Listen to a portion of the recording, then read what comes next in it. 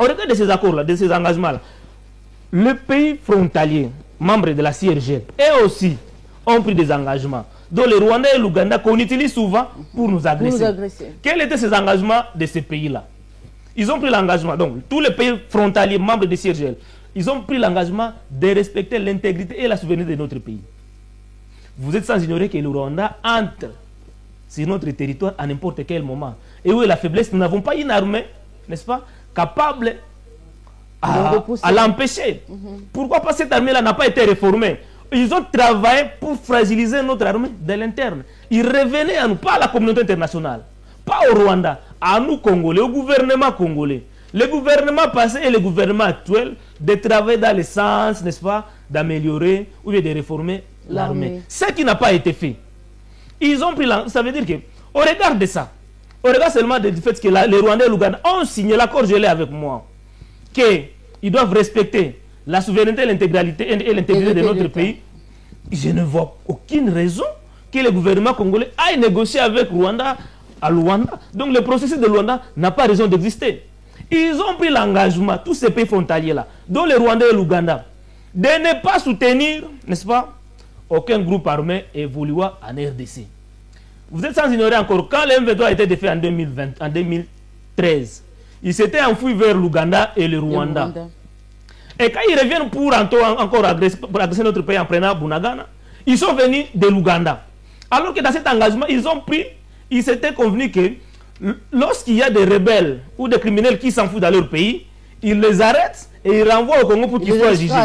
Cela n'a jamais été fait. Donc, le gouvernement congolais n'a encore en plus aucune raison d'aller négocier avec le Rwanda. Comme je l'ai dit tantôt, le gouvernement congolais n'a pas pris l'engagement de négocier avec les groupes rebelles, comme ça s'est fait aujourd'hui à Nairobi. Le gouvernement congolais a pris l'engagement de les défaire. Et ça a été signé. Donc le processus, l'accord cadre d'Addis Abeba est le meilleur. Ça donnait tous les astuces nécessaires pour taire la guerre de façon pacifique et établir l'autorité de l'État sur toute l'étendue du territoire, de réformer l'armée congolaise et de travailler pour le développement économique. Mais malheureusement, nos gouvernements n'ont jamais travaillé pour ce faire. Et on regarde maintenant des rapports de force défavorables à la RDC. On nous a amenés dans une logique de processus de Luanda et de Nairobi. Pour toujours chercher la paix, le gouvernement congolais est allé, n'est-ce pas, rejoindre l'organisation sous-régionale des agresseurs, l'EAC.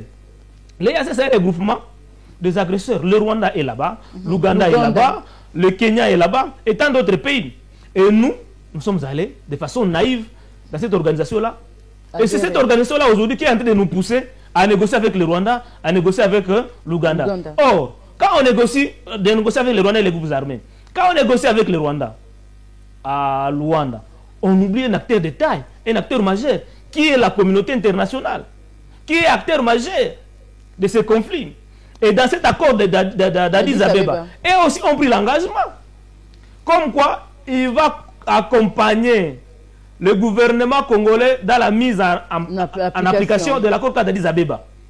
Et une force d'intervention, selon le chapitre 7 du charte des Nations Unies, était mise en place, n'est-ce pas, pour contraindre toute personne ou tout groupe armé qui serait en mouvement. Et cela à long terme. Mais depuis un certain moment, je crois que quand la communauté internationale a vu que la RDC commençait à s'éloigner de cet accord-là, et aussi s'est rétractée. Parce qu'à un moment donné, la communauté internationale est devenue plus observateur qu'acteur par rapport au conflit que nous avons. À tel point que notre pays a été classé dans le palmarès des pays négligés, des conflits où les conflits sont négligés par une organisation là de Norvégiens, comme étant parmi le premier pays où le conflit est négligé. Et tout ça, ça ne nous a pas aidé d'avancer dans la recherche de la paix. Et donc, voilà pourquoi Dr Denis Mukwege, connaissant que cet accord-là existe, a recommandé au gouvernement congolais de revenir à l'accord cadre d'Addis Abeba. Parce que cet accord-là donnait tout le nécessaire pour que nous soyons dans une situation de paix.